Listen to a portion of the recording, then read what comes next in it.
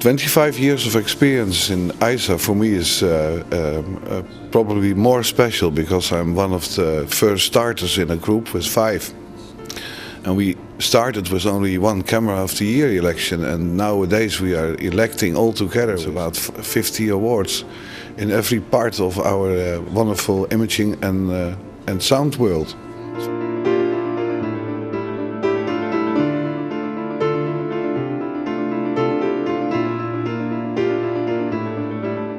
In almost a couple of years it was a tremendous success, with both from the industry side as from all the other European magazines who wanted to be member. 10 years later also audio and video entered this organization, and now we are 25 years further, and it is a tremendous and fantastic organization. EISA is a democratic organization with 49 member magazines from 19 European countries. Next year, you can come here with white magazine. The management is elected every 5th year by the editors-in-chief. General meetings are held several times a year. I'm not considering that. Yeah, if he applies... Here the members decide for the future, and new magazines apply for membership of EISA. I'd like you to applaud our newest members of EISA.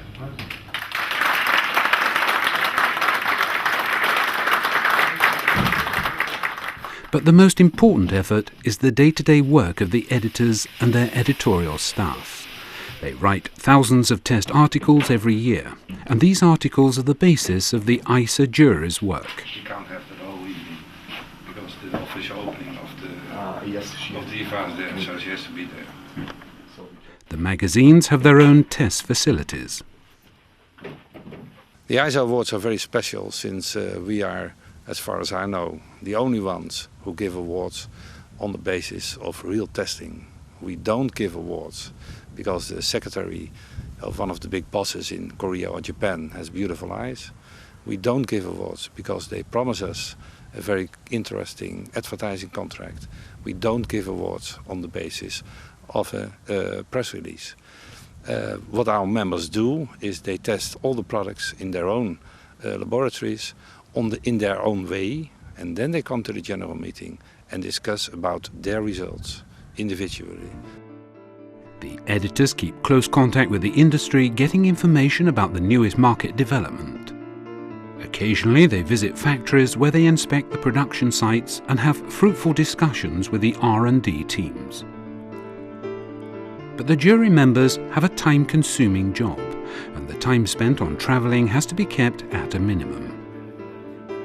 This is the basic idea behind EISA's yearly convention in May, where approximately 25 companies participate with their newest and most outstanding products. During the last years, the EISA convention has been organised in Brussels, and always with a number of prominent speakers. Because I think it's unique in the world that you have a cooperation of so many magazines from so many different countries. And of course we like to keep you informed, but it's probably unique in that it's the only opportunity where we can get everybody in one room for a concentrated hour, and that's great.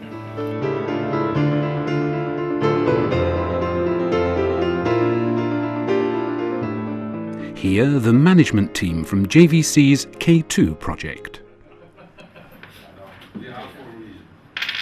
The jury meeting itself takes place at the end of June, after months of hectic testing and a thorough nomination process. So it means that it's just not a camera, it's an innovation, this, because you have a high definition in a very small size. So I think that, think about this camera, really.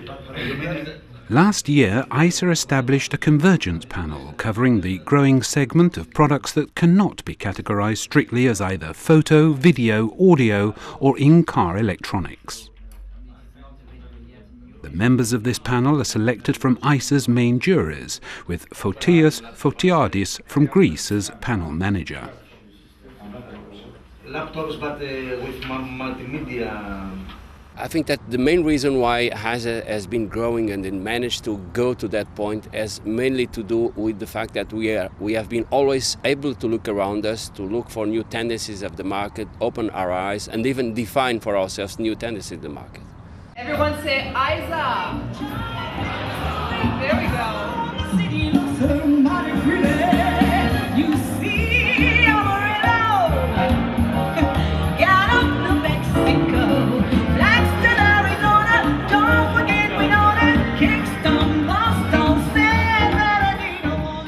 Highlight after 12 months of product testing, and the EISA jury's work is in September, when the editors-in-chief invite the winners to the award celebration in Berlin. Get your kicks on Route 66. Yeah.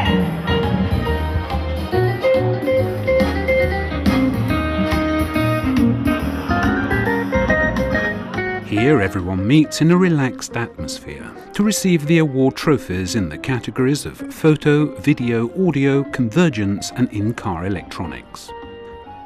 And naturally, both the winners and the editors-in-chief have already started thinking about next year's EISA competition. And the new EISA Awards trophy you have there are also a strong sign of change. It's the very first PDA, Personal Digital Assistant. It was launched in 1993 by Apple under the name of Message Pad with Newton as operating system.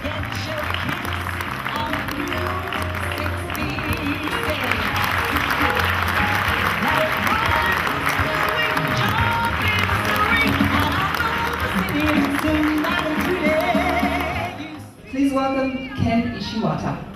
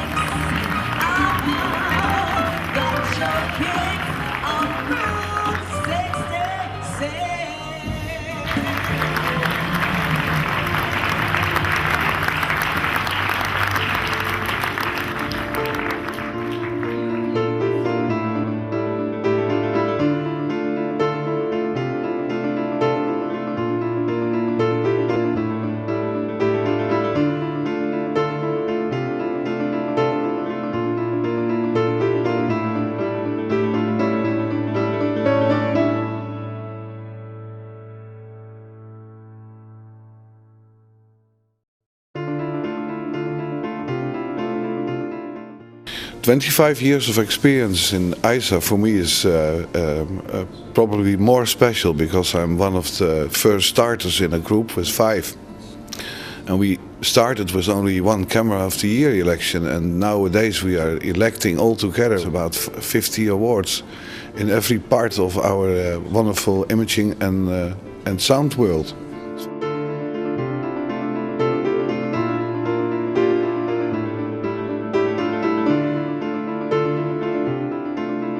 In almost a couple of years, it was a tremendous success, with both from the industry side as from all the other European magazines who wanted to be member. 10 years later, also audio and video entered this organization, and now we are 25 years further, and it is a tremendous and fantastic organization. EISA is a truly democratic organization. This year, Rezső Soltész from Hungary was elected as event manager. Magazines are represented by the editors-in-chief, who nominate and elect products in 50 different categories within photo, video, audio, in-car electronics and convergence. The circulation situation on that moment was 25,000 copies. There is a rule that there can only be one magazine per country represented in each jury. This secures good cooperation and friendship between the members because they're not competing on the same markets. Gloria is someone very special in EISA, but also has very special feeling. I just want to thank all my friends for 20 years in EISA. It's just been fantastic. I have so many good memories and I have so many good friends.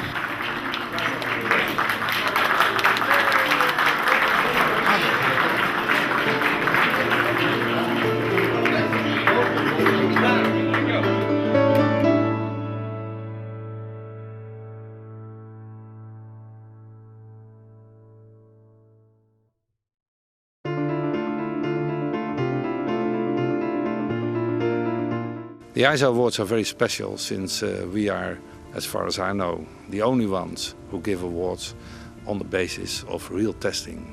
We don't give awards because the secretary of one of the big bosses in Korea or Japan has beautiful eyes. We don't give awards because they promise us a very interesting advertising contract.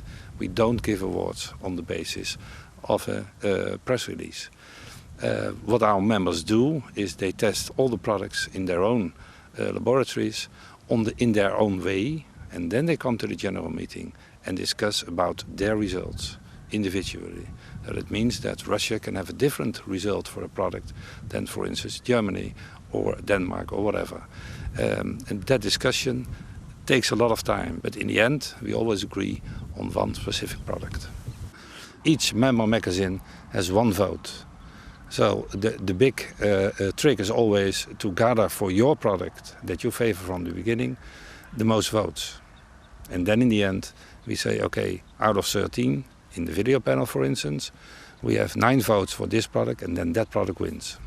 One of the problems EISA is facing at the moment is the so-called channel marketing, where companies bring out the same product under different code names in specific countries or for specific retailers.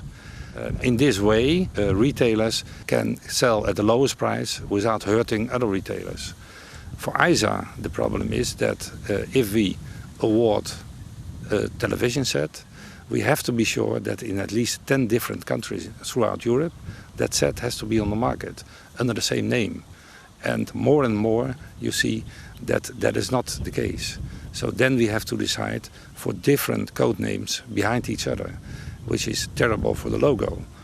And in the end, we always look at the different code names and we try to find the most general code name that is possible.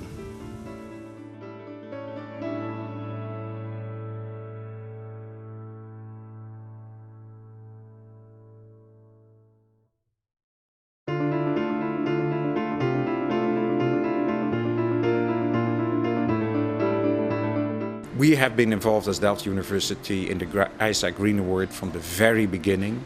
So this is the 3rd year that we have doing this analysis and made this proposal to the EISA board.